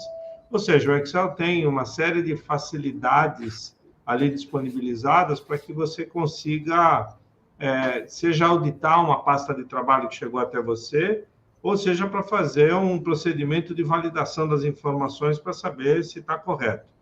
A vantagem de fazer desse modelo que o Éder desenvolveu aí, essa modelagem, é que você pode ir fazendo aquela técnica que a gente chama de descascar cebola. Estamos indo por camadas, né? Então, nós estamos indo e resolvendo uma parte dela de cada vez, para que a gente saiba e consegue, com isso, isolar eventualmente, onde é que está algum tipo de problema, caso ele surja, né? Eu não preciso de rever a fórmula inteira por conta disso. Eu já consigo filtrar essas informações e direcionar o meu trabalho. É isso aí. Aliás, ó, o mestre Santo tá falando assim: se você pensa que sabe muito sobre Excel, assiste uma live dos mestres Benito e Éder. Pessoal, teve a semana do Apocalipse Excel na casa da pesquisa operacional e na Estatidados. É para vocês se divertirem. Boa. E depois teve a dupla aqui, né? Também, né? Aqui no Statistatus Exatamente. teve um evento incrível também de Excel. A dupla Chulé e Frieira, né? Bom, pessoal, o resto aqui ficou. Agora ficou fácil, pessoal. Ficou ou não ficou? Pessoal, como é que faz para remover as células, pessoal? Desculpa, as setas. Como é que faz? Você vem aqui em remover setas. Bom, então aqui eu estou mostrando a fórmula que eu usei para fazer a função beta, a de baixo na função eta. Daí, pessoal, o que acontece? Eu estou colocando aqui embaixo os valores de beta e eta que eu achei. Agora, como é que eu resolvo isso daqui, pessoal, e igual a zero? Dá uma ideia aí para mim. Grita, chama a minha mãe, conversa com a tia Maria lá, como é que resolve? Pessoal, não requer prática nem tão pouco habilidade. Nós vamos usar um recurso que é altamente sofisticado. Aqui, ó, peraí. Ué, não tá habilitado? Dados, ué. Peraí, pessoal, um segundinho aqui. Pera só um segundinho aqui, peraí, atenção, opa. Opções. Suplementos. Eu acabei de refazer a minha máquina, acho que não tava. Não tava mesmo. Vamos habilitar tudo, vai. A gente vai usar, pessoal, o solver. Olha, foi até bom acontecer isso daí, que vocês sabem como é que habilita o solver agora. Pronto. Daí você vem aqui em dados e aparece o solver aqui, ó. Olha só. Nossa, mas o solver resolve sistema de equações diferenciais? Pessoal, agora é um sistema. São duas equações. São duas equações meia boca linear. Boa. Você vem no solver. Só para vocês ficarem sabendo que metade das pessoas que respondeu aqui não conhecia o rastrear precedente, né? Então já aprendeu coisa nova aí. Show de bola. Aliás, deixa eu ver. Pessoal, deixa eu só fazer uma pergunta aqui para vocês. Vocês enxergam a tabelinha do solver? Vocês não enxergam, peraí. Vou mudar de. Éder, você não compartilhou, você tem que compartilhar a tela. A tela e não o aplicativo, senão as caixas de diálogo não aparecem. Peraí. Já vou resolver isso aqui. Peraí. O Manuel tá falando aí, Éder, desde já é um prazer conhecer você. Obrigado por estar frequentemente pedindo ao Benito para nos explicar os recursos nativos do Microsoft Excel. Eu que agradeço. Ó, então o que eu vou fazer aqui agora, pessoal? Boa noite, Manuel. Tudo bem contigo? O Manuel está nos acompanhando da Suíça, viu? É? Fantástico. Olha só, eu venho aqui em dados e venho no solver. Nossa, professor, mas só tem uma função objetivo. Oi? Agora ele está aparecendo. Nossa, professor, mas agora tem só uma função objetivo e aqui tem duas. Então, pessoal, facinho, pessoal. Pega qualquer uma delas e coloca como função objetivo e a outra como restrição. Olha que... Pessoal, e dá uma olhada no solver absurdamente simples que eu estou fazendo. Não requer prática nem tão pouco habilidade. Então eu estou falando, ó, que a função que está aqui, ó, ela precisa chegar em valor zero. E a função de baixo eu estou colocando ela com uma restrição falando que ela vale zero. Pessoal, só atente ao detalhe, ó. A única coisa que precisa tomar cuidado aqui é que quando você vai resolver esse problema, como o problema originalmente ele é não linear, o método que você vai usar para resolver aqui não é o LP simplex, é o GRG não linear. E daí, o que pode acontecer aqui ainda? Às vezes você vai precisar utilizar o solver mais de uma vez. Porque qual que é a ideia aqui? O que faz o solver? O solver, ele trabalha com o método de Newton-Raphson. Então a ideia é que ele caia numa série convergente. E daí, pessoal, é assim. Pessoal, quanto que é o zero aqui? 0.001 é o zero? Ou 0.0000001 é o zero? Daí vai depender da aproximação que você quer. Bom, fiz a parametrização de uma das funções como função objetivo, coloquei a outra função como restrição, como constraint, mudei aqui para GRG não linear e peço para o solver resolver. Olha lá. Então vamos lá, pessoal, vamos ver. Ó, atentem a esse detalhe aqui. Agora, ó, eu vou pedir para ele que ele mantenha a solução. Então o que ele está fazendo? Daí, pessoal, é física, daí depende de você. 0,00003 e menos 1,38 vezes 10 a menos 5 é suficientemente próximo de zero para você? Ah, não é. Tá bom, roda o solver de novo. Só que os dados de entrada agora são esses dois. Nossa, e por que precisa ser esses dois? Porque eu estou usando o método de Newton-Raphson tentando cair numa série convergente. Então ele parte do último resultado. Vamos ver agora, ó. Então eu estou utilizando 0.0003 e menos 1,37 vezes 10 a menos 5. Vamos ver se melhora. Dados. Eu vou fazer a mesma coisa. Eu não vou fazer nada diferente, só rodar o solver de novo. Ó.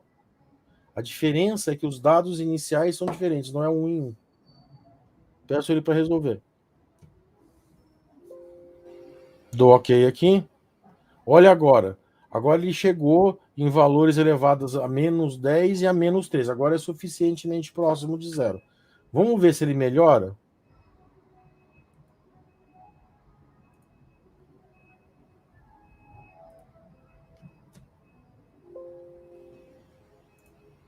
Ó, ele não melhora. Isso aqui agora é limitação matemática, não é limitação do Excel. Mas, pessoal, o 1 seguido de 13 zeros na frente e o menos 1 seguido de 10 zeros na frente, acho que está bem próximo de zero para vocês. Ó.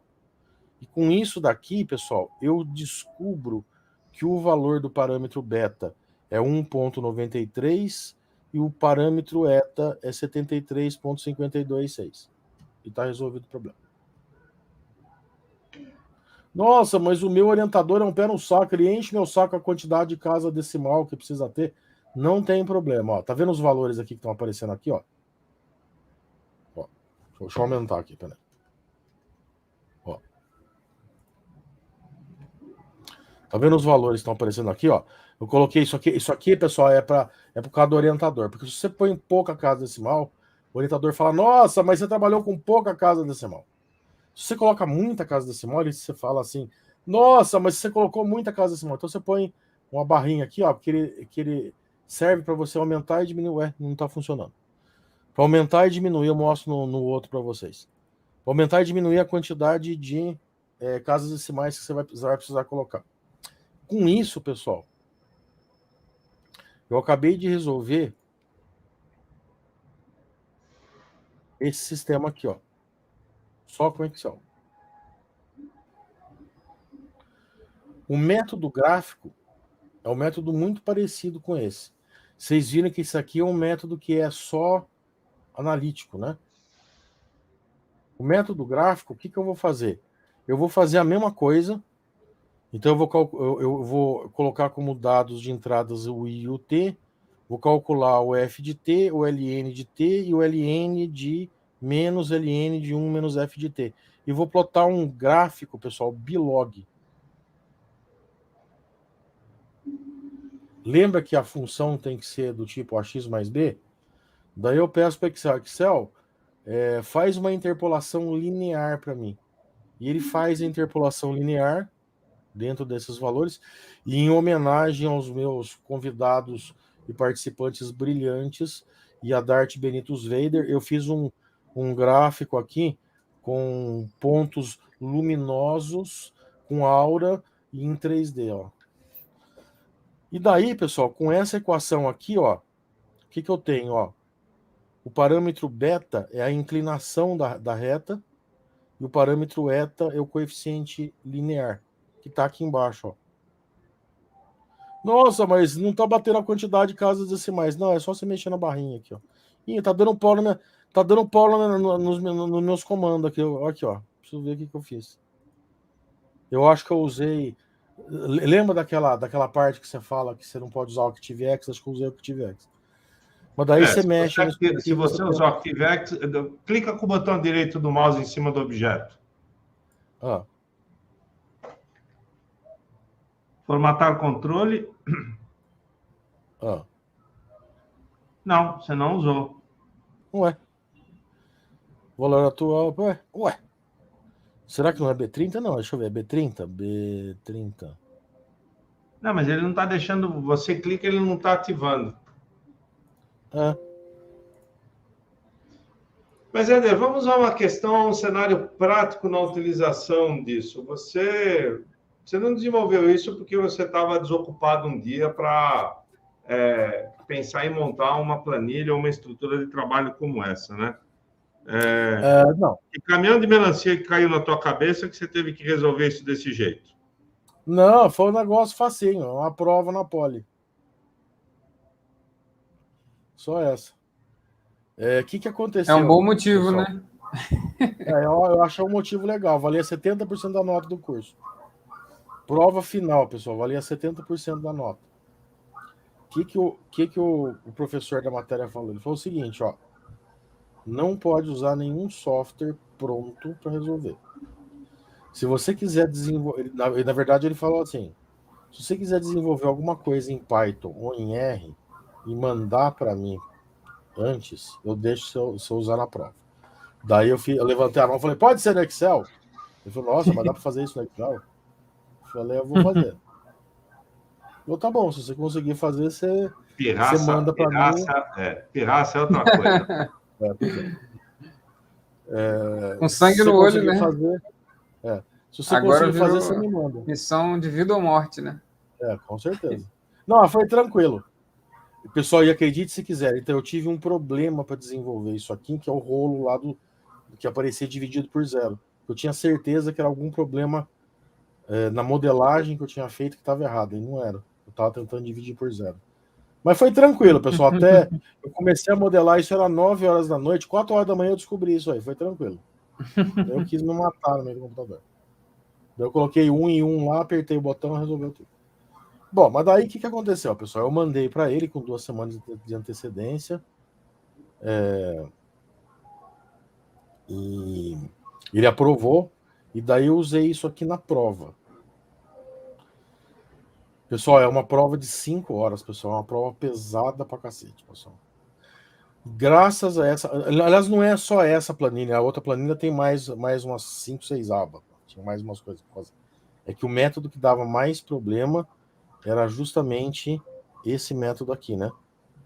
Esse método é um método mais complicado, né? E daí isso aí me possibilitou, ao invés de fazer a prova em 5 horas, eu fiz em 4. 4 minutos. E tirei 10 na prova.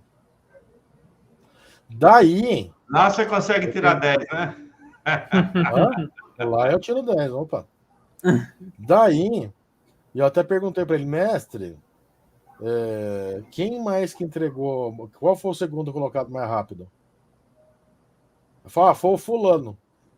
E quanto tempo ele demorou para fazer? Ele demorou cerca de 1 hora. O que ele usou? Python. Olha, mas Benito, daí você divide 4 minutos por 60 minutos, o Excel é 15 vezes mais eficiente que o Python. Olha. Normalmente a métrica é maior. Aqui você foi um pouquinho lerdo na resolução do seu problema. Não, eu tava cansado na hora de imputar os dados, eu demorei 4 minutos. E com isso daí, pessoal, ó, de novo, ó, olha, né, só para repetir aqui um pouquinho, né, para deixar claro, né?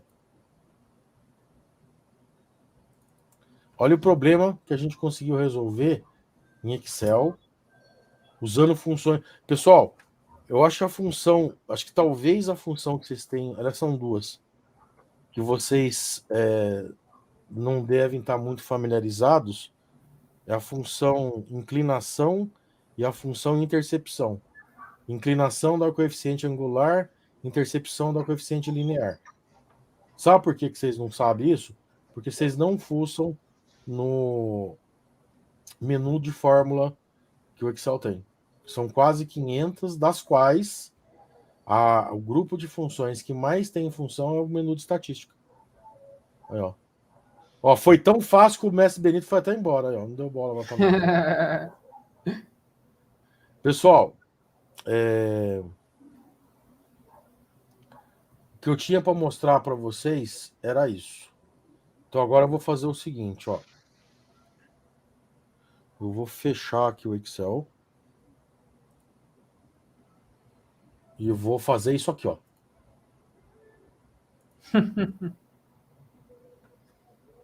Dúvidas? E aí, galera? Alguém ficou com dúvida aí? Você lembra lá do Minion lá da frente, lá, pessoal? A gente teve uma pergunta lá no início, que na verdade foi uma sugestão de live aí, né? Que era para fazer a mesma coisa, só que com a Gama. Ele falou para. Também dá. Eu não lembro quem perguntou aqui. Pediu para fazer com a Gama. Aliás, pessoal, vocês sabem que a função Gama ela foi descoberta pelo Gauss, trabalhada também pelo Euler, quando o Gauss estava estudando a função não é exponencial, como é que é a função deu um branco agora, né, Thiago? Ponto de exclamação, esqueci. Função fatorial mesmo. Fatorial, a função fatorial.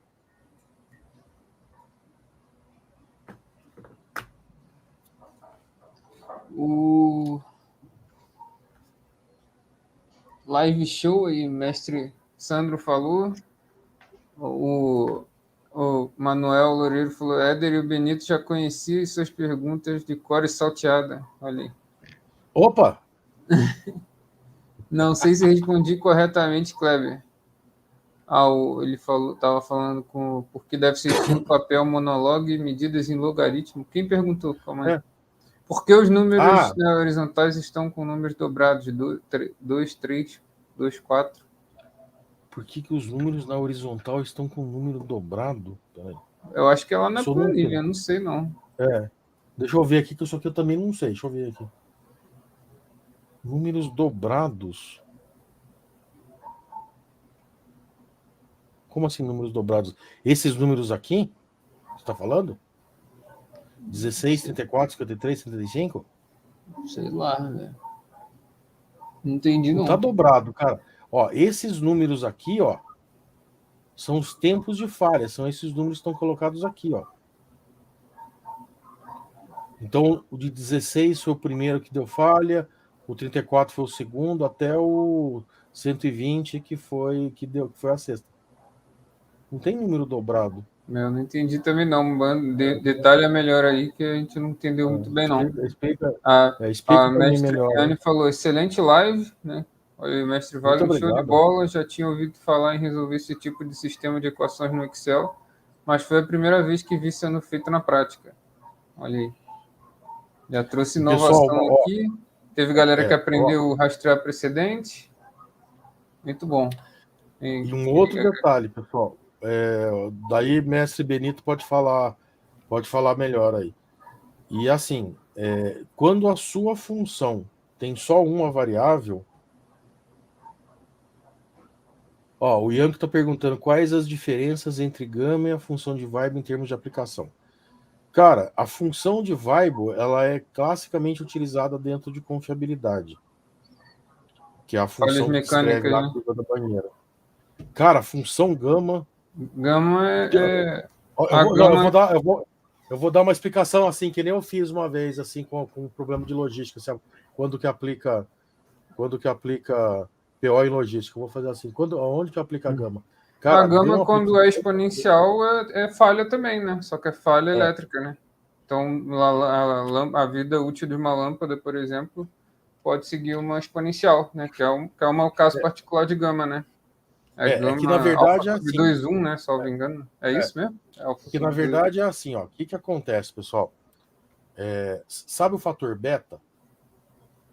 O fator beta, ele pode ser menor que 1 ou maior que 1. Quando ele é menor que 1, são as falhas no começo da curva da banheira, que são a parte de infância, que é problema de produção. Na hora que você fabricou a peça, tinha algum problema. Quando o beta é igual a 1, está na fase de maturidade. Quando o beta é maior que 1, você está na fase de desgaste, de envelhecimento. Acontece o seguinte: a curva da banheira só existe para aplicação mecânica. Ela não existe para aplicação elétrica. Para aplicação elétrica, você tem a parte inicial, que é a infância, e tem a parte de maturidade. Por quê? Porque equipamento elétrico não tem desgaste. Ele funciona ou falha. Agora, equipamento mecânico, ele tem desgaste. Então, ele tem a curva da banheira inteira. Assim, cara, a função gama dá para modelar um monte de coisa também, cara. Sim, é. A gama 1 é exponencial, eu vi aqui, eu lembrei. Aqui, quando o alfa é igual a 1, a gama é a distribuição exponencial. Você pode modelar tempo de vida útil de uma lâmpada, por exemplo, né? Aí, quando o alfa é igual a n sobre 2 e o beta é igual a 1 sobre 2, aí você tem a distribuição Q quadrado com n graus de liberdade. Né? Aí, Q quadrado, você pode modelar independência, né? Eventos independentes, aderência, homogeneidade, né? Enfim, Nosso tem teste de várias aderência da aplicações de Q distribuição quadrado. normal é o Q quadrado. Então, ambas aí tem muita aplicação. E a gama é uma família, né? Então, é gigante. E a função de Weibull, na verdade, também né? Que você mexer nos parâmetros, você vira outra função. Pois é. Facinho. Bom, então agradeço aí mais uma vez o grande professor Éder e o mestre Benito aqui, que fez essa colaboração especial natalina aqui com a gente, né? Show de bola. Ele tá até com cara de Papai Noel já. Tá Não, só faltou o gorrinho. Só faltou o gorrinho ali. Ó, eu tô virando youtuber e influencer agora. Eu deixei crescer a barba, todo mundo começou a deixar ficar barba. Muito bom. E, pessoal, a gente vai gerar um certificado aqui de 5 estrelas, obviamente, aí para o professor Benito e para o professor Éder, né, que fizeram aqui essa live incrível aqui com a gente. E quem quiser também, não vai ser 5 estrelas, mas pode também obter o certificado aí dessa brilhante live aqui com a gente, que é só você colocar aí seu nome e e-mail, que a gente vai enviar para você o certificado assim que o mestre Eric voltar de férias, tá? Que ele está de férias. Beleza? Só em janeiro lá, só em janeiro que ele volta e aí ele vai mandar para vocês esse certificado aí. E agradecer mais uma vez aí, né, o apoio e prestígio ao meu trabalho sempre de vocês e mestre Benito, mestre Éder aqui, que está sempre compartilhando conhecimento com a gente, né? Muito obrigado e um Feliz Natal aí a todos vocês, mestre Éder, mestre Benito. Muita saúde, prosperidade aí para 2022, né? E que seja, com certeza, um ano de mais eventos presenciais, né? Que a gente está acostumado a fazer mais evento presencial, mas com essa reviravolta aí da pandemia, mas agora a gente está recuperando. Vamos torcer para continuar, né, nessa queda aí da Covid e tudo mais, né? E para a gente conseguir voltar aos eventos presenciais aí. Vai ser um grande prazer encontrá-las aí presencialmente também. Mas, Thiago, eu tô devendo uma visita lá pro mestre Marcos, que eu preciso ir lá no IME, né? Que eu sou por enquanto, eu sou aluno virtual de lá, né? Quando vier, fala que a gente marca o almoço, pô. Não, então, com certeza, certo? Iremos. A gente vai marcar. Vamos marcar. Vamos marcar. A gente vai marcar num lugar altamente intelectual aí. Nós vamos marcar num boteco que vende bolinho de feijoada, que daí eu conto com o seu know-how carioca para falar para mim qual que é o melhor. Valeu demais. Show de bola. Então, tamo junto. Tô aguardando vocês virem aí, então. Valeu, um abraço. Tchau, tchau, Valeu, pessoal. Um abraço para vocês. Obrigado pela atenção de todos e um Feliz Natal. Boa. Até 2022, Feliz Natal, aí, galera. Próspero ano. Falou. Tchau, tchau. Ano que vem tem mais. Boa.